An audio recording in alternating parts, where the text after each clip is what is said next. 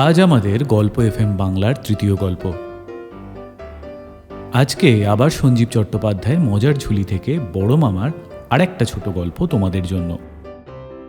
বড় মামা আর তার ভাগ্নে আবার নতুন কি কেরামতি দেখিয়ে কি যে গণ্ডগোল পাকাবে সেটা জানতে শুনতেই হচ্ছে আমাদের আজকের গল্প মাছ ধরলেন বড় মামা, সঞ্জীব চট্টোপাধ্যায়।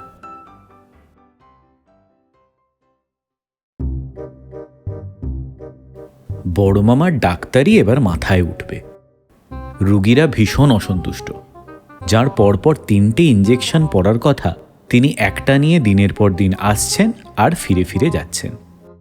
চেম্বারে ডাক্তারবাবু নেই। সেদিন একজন স্পষ্টই বললেন, কুলপুরোহিত আর পরিবারের ডাক্তারকে যদি সময় মতো পাওয়া না যায় তাহলে অন্য ব্যবস্থার কথা ভাবতেই হয়। মেজ মামা বললেন, একদিন ছিল ডাকসাইটে ডাক্তার, শেষ বয়সে হয়ে গেল জেলে। কার বড়াতে কখন যে কি হয়ে যায়। তাও যদি 2-1টা মাছের মুড়ো পাতে দেখা যেত। এমন নিরামিষ বৈষ্ণব জেলে খুব কমই দেখা যায়। যে যাই বলুন, আমার ভীষণ মজা, দিন বেশ কাটছে। বড় মামাকে ওই জন্যই ভালোবাসতে ইচ্ছে করে। যখন যা মাথায় ঢোকে তখন তাই করে ফেলে, কারুর পরোয়া করেন না। ঠিক আমার মতো। লাট্টু ঘোরাবো তো সারাদিন লাট্টুই ঘোরাবো। অঙ্কে গোল্লা, দুটো দিক তো একসঙ্গে সামলানো যায় না। সেবার গুলিতে পেয়েছিল। ইতিহাসে কোনো রকমের টায় 30। মেজ মামা রেজাল্ট দেখে ধেই ধেই করে নাচতে লাগলেন। বড় মামা বললেন, বেটা আমার সাচ্চা ভাগ্নে। এবারের পরীক্ষায় কি যে হবে তা মা সরস্বতীই জানেন। বড় মামা যেভাবে নাচাচ্ছেন আমি আর কি করব। গুরুজনের কথা কি অমান্য করা চলে? সকলে বলবে বড় অবাধ্য। উঠোনের একপাশে মামা ভাগ্নে থেবড়ে বসে আছি। ভীষণ কেরামতি চলছে। 2 পাউন্ড রুটি পিঁপড়ের ডিম দিয়ে চটকানো হয়ে গেছে। বিশু রান্নাঘরে কুঁড়ো আর খোল ভাজছে। গন্ধে বাড়ি ম ম করছে। 1 বোতল তারই ভীষণ অসুবিধে ফেলেছে। গন্ধটা তেমন সুবিধের নয়। নারকেলের মালায় কেঁচো কিলবিল করছে। আস্ত একটা বোলতার চাক ডিম শুদ্ধ খবরের কাগজে শুয়ে আছে। কাগজটা মনে হয় আজকেরই, কারণ মেজ মামা দোতলায় অনেকক্ষণ ধরে কাগজ কাগজ করে অস্থির হচ্ছেন। মেজাজ ক্রমশই চড়ছে। মাসিমা শান্ত করার চেষ্টা করছেন, বলছেন, আজকাল কাগজ দিতে খুব দেরি করে, লোডশেডিং হয় তো। বড় মামা বললেন, আমার নাকে রুমালটা বেঁধে দে তো, তারই ঢালবো। বিশুদার কুঁড়ো ভাজা এসে গেছে। গন্ধে আমারই জিভে জল চলে আসছে। মাছের যে আজ কি অবস্থা হবে। মেজ মামা ঠিকই বলেন, ডাক্তারের ভিটামিনযুক্ত টোপ খেয়ে মাছেরা স্বাস্থ্যবান হচ্ছে। এরপর ডাক্তারকে আর মাছ ধরতে হবে না, মাছেরাই ডাক্তার ধরবে। তারই পর্ব শেষ হলো। বিশুদা বাইরে থেকে এসে বললে, একজন রুগী খুব হম্বিতম্বি করছেন। বলছেন স্ত্রী মড়ো মড়ো, না গেলে নাকি ঠ্যাঙাবে। বড় মামা বললেন, ঠ্যাঙাবে কি রে? হ্যাঁ বাবু, ঠ্যাঙাতেও পারে। আজকাল রুগীরা ডাক্তারদের কথায় কথায় ইয়াম মার করছে। কি হবে রে বিশে? আমার তো আর দেরি করা চলবে না। তুই বরং এক কাজ কর, আমার জামার বুক পকেট থেকে 10টা টাকা নিয়ে ওকে দিয়ে বল ভোলা ডাক্তারকে ধরে নিয়ে যেতে। আমার হার্ট অ্যাটাক হয়েছে। আগে হ্যাঁ। আমার কি হয়েছে বিশু? আগে হার্ট অ্যাটাচ। গর্দব, অ্যাটাচ নয়, অ্যাটাক। বিশু চলে যেতেই বড় মামা বললেন, নে তৈরি হয়ে নে, মাছের খাবার তো হলো, এবার আমাদের সারাদিনের ব্যবস্থা। খুশি, এই খুশি। বড় মামা মাসির খোঁজে ভেতরে চলে গেলেন। 9টার সাইরেন বাজতে না বাজতেই আমাদের যাত্রা শুরু হলো। বড় মামার মাথায় সোলার টুপি, কাঁধে বিলিতি ছিপ। সে ছিপ আবার ইচ্ছে মতো বড় ছোট করা যায়। মোটর বাইকে যাওয়া চলবে না, শব্দে রুগীরা টের পেয়ে যেতে পারে। ডাক্তার তো বেশ ভালোই আছেন। তাই সাইকেলই হলো আমাদের বাহন। নিঃশব্দে পাড়া ছেড়ে একবার বড় রাস্তায় পড়তে পারলেই আমাদের আর পায় কে। বড় মামার সাইকেল চালানোর ভঙ্গি দেখলে মনে হবে আমরা যেন কুখ্যাত আলকাট্রাজ জেল ভেঙে পলাতক 2 আসামি। পুকুর না বলে দিঘি বলাই ভালো। বলা নেই কওয়া নেই, বড় মামা ইজারা নিয়ে বসে আছেন। ফাঁকা মাঠের মাঝখানে বেবারিশ পড়ে আছে। পাঁচিল টাচিল দিয়ে কোনোদিনই ঘেরা যাবে না এত বিশাল ব্যাপার। চারপাশে শুধুই গাছপালা, আম, জাম, কাঁঠাল, জামরুল, তাল, খেজুর আর সুপারি। মেজমামা বলছিলেন, জমা নিচ্ছ নাও, তবে মাছ আর আমাদের চোখে দেখতে হবে না, পাবলিকেই ফাঁক করে দেবে। বড় মামা বলেছিলেন, নিজের জন্যে তো অনেক দিন বাঁচা গেল, এবার না হয় পরের জন্যই কিছুদিন বাঁচি। সাইকেল থেকে জিনিসপত্র নেমে এলো, শতরঞ্জি, জলের ফ্লাস্ক, মাছের খাবার, আমাদের খাবার, একজোড়া ছিপ, জল থেকে মাছ তোলার জাল, একটা রং বেরঙের ছাতা, মোটা একটা লাঠি আর একতাল দড়ি। আমরা যে জায়গায় বসবো সেই জায়গায় লাঠি পুঁতে ছাতাটাকে বেশ করে দড়ি দিয়ে বাঁধা হলো। একটু ছায়া চাই, চারপাশে রোদ একেবারে খাঁ খাঁ করছে। ভিজে ভিজে ঘাসের ওপর ডোরা কাটা শতরঞ্জি পড়ল। চারে মাছ না এলেও ঘুম ঠিকই চোখে এসে যাবে। কাল তাই হয়েছিল। একপাশে মামা আর একপাশে ভাগ্নে নাক ডাকিয়ে ঘুমাচ্ছে। তেঠ্যাঙার ওপর ছিপও ঘুমাচ্ছে। স্থির ফাতনার ওপর ফড়িং ঝিমোচ্ছে। মাছেদেরও সেই একই অবস্থা। তারই চটকানো চার খেয়ে বেহুঁশ শুয়ে রইল দিঘির তলার পাঁকের বিছানায়। বড় মামা বললেন, নে চার কর, আমি একটু চা খেয়ে নিই।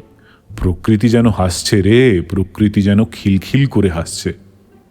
কাল থেকে একটা তাকিয়া আনতে হবে, মনে রাখিস তো। সাইকেলে কি আর তাকিয়ে আনা যাবে? খুব যাবে। চীন দেশে সাইকেলে সংসার বয়ে বেড়ায়। আরে সাহস চাই, কায়দা জানা চাই। কৌটো খুলে জলে চার ফেলতে লাগলুম। একটা ব্যাঙের তেমন পছন্দ হলো না, তিরিক করে লাফ মেরে জলে চলে গেল। ব্যাঙ ভালো সাঁতার জানে। মাছ পুকুরে কে যেন একটা ঘাই মারল। বড় মামা আনন্দে আটখানা হয়ে বললেন, আসছে, আজ আমাদের ওইটাই টার্গেট। ঘাই দেখে মনে হচ্ছে বুঝলি এই কেজি 10 তো হবেই। মৃগেল, মাথাটা মেজোকে দেবো, কি বলিস? আর কুশিকে ন্যাজাটা। মেয়েরা ন্যাজা খেতে খুব ভালোবাসে। আজ পর্যন্ত একটাও তো ধরতে পারলেন না বড় মামা। আরে দাঁড়া, মাছেদের একটু লজ্জা ভাঙুক। মাছেরা আবার একটু লাজুক হয়। তাছাড়া জানিস তো, মনে হিংসে থাকলে জীবজগৎ দূরে সরে যায়। মাছ ভাজা খাবো, মাছ ভাজা খাবো, এই লোভ নিয়ে যদি তুই বসিস, মাছ কেন, একটা ব্যাঙও তোর চারে আসবে না। তাহলে মামা, আজ আমরা আলু ভাতে খাবো, আলু ভাতে খাবো এই ভাব নিয়ে বসি। কোনো রকম খাবার চিন্তা মাথায় আনবি না। মনে কর আমরা উপবাসী ব্রাহ্মণ কিংবা রোজা করা মুসলমান। বড় মামা খুব কায়দা করে মাথার ওপর দিয়ে ঘুরিয়ে ছিপ ফেলতে গেলেন। আমডালে বড়শি আটকে ছিপ হাতছাড়াই হয়ে গেল। হাত দুয়েক ওপরে ঘড়ির পেন্ডুলামের মতন ছিপ দুলছে। হুইলটা তো কম ভারী নয়। শুরু হলো আমাদের হাই জাম্পের মহড়া। নিতাই গৌর রাধে শ্যাম, 2 হাত তুলে মারো লাফ। আম পাতা, আমডাল সব শুদ্ধ নিয়ে ছিপ আবার ফিরে এলো মালিকেরই হাতে। বড় মামা বললেন, বড় শুভ লক্ষণ বুঝলি। আম্রপল্লব স্বীকার করে উদ্বোধন। এবার যখন ছিপ ফেলবো তুই তখন মাথার দিকটা একটু সামলে দিস তো। আকাশের ওপর তো আর আমাদের কোনো অধিকার নেই। তাহলে আপনি একটু বাঁ পাশে সরে বসুন। মাথার ওপর একগাদা ডালপালা ঝুলছে, আবার আটকে যাবে। বড় মামা সরে আসতে আসতে বললেন, ওরে গাছের স্বাধীনতা আকাশে। ঘুরিয়ে ছিপ ফেললেন। এবার বেশ ফেলেছেন। সুতোয় টান মেরে ফাতনাটা সোজা করে দিলেন। সঙ্গে সঙ্গে একটা ফড়িং এসে বসে পড়ল। বড় মামা আয়েশ করে বসে পড়লেন। নে আয়, এবার স্যান্ডউইচটা খাওয়া যাক। এর মধ্যেই খেয়েই শুরু করবেন? সারাটা দিন তো পড়ে আছে বড় মামা। আরে থাক না, এটা তো টেস্ট কেস। খুশি কেমন করেছে দেখতে হবে না? চোখের দেখা নয় রে, চেখে দেখা, বুঝলি? আমি ভাবছি। কি ভাবছেন বড় মামা? এই মাছ ধরা আর রুগী দেখাটা একসঙ্গে চালালে কেমন হয়? রথ দেখা আর কলা বেচার মতো। তাহলে এই দিঘিটাকে তো চেম্বারের মধ্যে নিয়ে যেতে হয়। ধ্যার বোকা, চেম্বারটাকে এখানে তুলে আনবো। ঘরটর বানাবো না, একটা সাদা তাঁবু খাটিয়ে নেব। কিছু রোজগারও তো চাই না কি? এই দেখ না, কখন মাছ ঠোকরাবে কেউ জানে না। তুই চোখ রাখলি ফাতনার দিকে, আমি দেখতে লাগলুম রুগী। আমি আবার অঙ্কও কষতে পারি। ওহ, তাহলে তো তুই মেঘনাদ বধ হয়ে যাবি রে। আগে মেঘনাদ সাহা। আরে হ্যাঁ হ্যাঁ, ওইটাই। আমার প্রায় গুলিয়ে যায়। নে স্যান্ডউইচ নে, তাড়াতাড়িতে বেশ ভালোই বানিয়েছে, কি বলিস? আজকে ওই বড় মাছটা পাবই, ওটা পেলে কাল মাছের পুর দিয়ে কচুরি করিয়ে আনবো, বুঝলি? মাছ ধরার তো কম ধকল যায় না, রোগা না হয়ে যাই। বড়রা প্রায়ই বলেন দুঃখের রাত শেষ হতে চায় না। এ দেখছি মাছ ধরার দুপুরও সহজে সন্ধে হতে চায় না। বড় মামা মাঝে মাঝে বড়শি তুলে বলছেন, যা, টোপ খেয়ে গেছে। নে কৌটোটা খোল, টোপ দে, এবার একটু কেঁচো দে তো, আর একটু বোলতার ডিম ছাড়। মাছদেরও তো মুখ আছে নাকি, মাঝে মাঝে মুখ পাল্টে দিতে হয়। গরমের দুপুরে ঝিম ধরে গেছে। জল থেকে একটা গরম ঠান্ডা তাপ উঠছে। মাঝে মাঝে পানকৌড়ি ছোঁ মেরে জলের উপর দিয়ে উড়ে যাচ্ছে। ওপারে গোটাকত হাঁস প্যাঁকড় প্যাঁকড় করছে। শরীর ভারী হয়ে আসছে, ঘুমে চোখ জুড়িয়ে আসছে।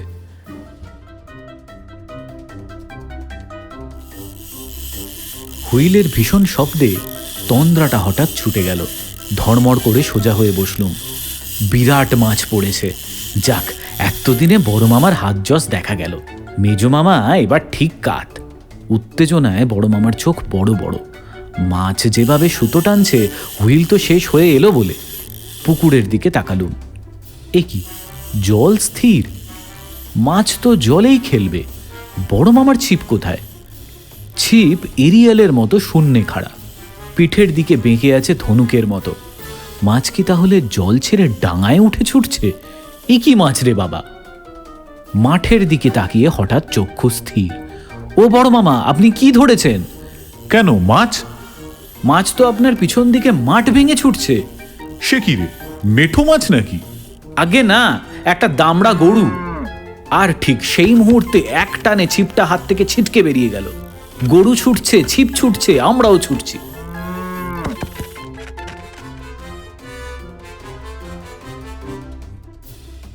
সন্ধে হয় হয় আমরা বাড়ি ফিরে এলুম। দেখার মতো চেহারা হয়েছে আমাদের। লোকে মাছ ধরে বাড়ি ফেরে, আমরা ফিরলুম গরু ধরে। গরু আমাদের সঙ্গেই এসেছে, গরুর মালিকও এসছে। বড়শি গিঁথে গেছে, অস্ত্রোপচার করে বের করতে হবে। মেজ মামা বললেন, কি কায়দায় এমন করলে? বড় মামা বললেন, ফাতনাটা নড়তেই মেরেছি এক টান। গরুটা মনে হয় পেছনে চড়ে বেড়াচ্ছিল, বড়শি গেথে গেল পিঠে। এই গোমুক্ষু মেরেছে ছুট, যত ছোটে বড়শি ততই পিঠে ঢোকে। বিষে, এই বিষে। বড় মামার হাঁক ডাক শুরু হয়ে গেল। গরু ধরে বড় মামার আবার সুমতি ফিরে এলো। রুগীরা হাঁপ ছেড়ে বেঁচেছেন। সকলেই বলা বলি করছেন, এই আমাদের সেই পুরনো মুকুজ্জে ডাক্তার, যাকে জমেও ভয় পায়। জমে ভয় পেলে কি হয়, বড় দুঃখ, মাছে ভয় পায় না।